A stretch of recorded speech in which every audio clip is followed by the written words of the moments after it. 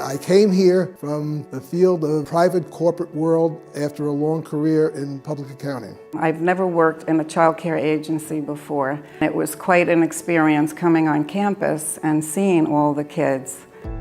I am the 4th executive director that she has served. I'm not sure many people would tolerate me as Joan has. Well, my first day at St. Christopher's gave me the opportunity to see what I got myself into. I had this lady teaching me what I was to do. She left the first day and I never saw her again. St. Chris was a blessing for me because I lived about a mile away.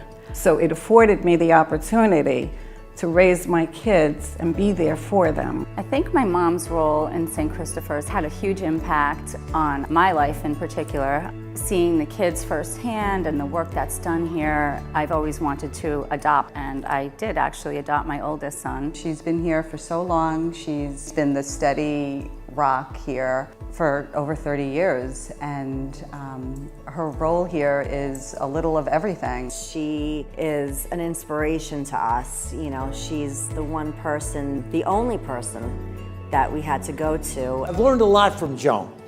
Patience. I need everything done now. She has taught me that whatever I can't do today, I can do tomorrow. Critical skills that I have attained from Joan, which has made my life as CEO so much more doable and livable.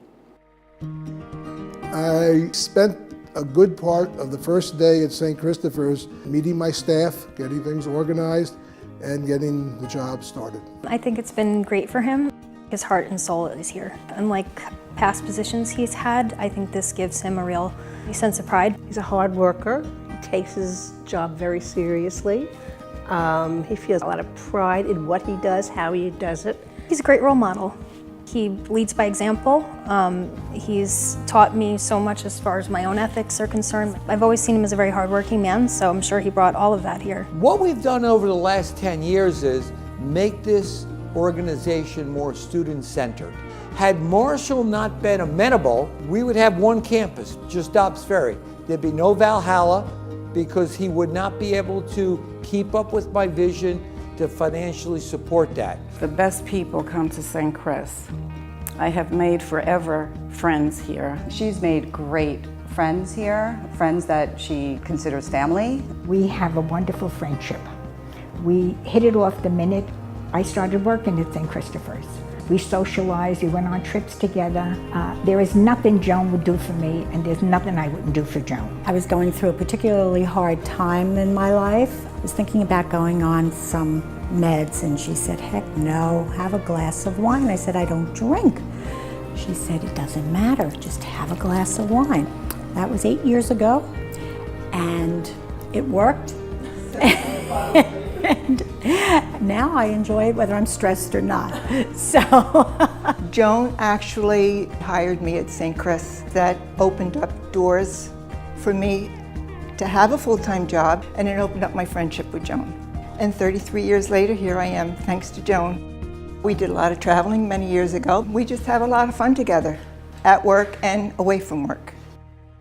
I am privileged to get up in the morning and start working with a management team whose expertises blend together for one sole purpose: to better the lives of the children who are placed with us. Not only does he work tirelessly in the finance department, he always accepts, whenever possible, an invitation for student activities. Marshall is probably the only person that comes to all of the activities, those willing to go above and beyond for the benefit of our children. I think just in general, it's his approach and the way he engages all of us.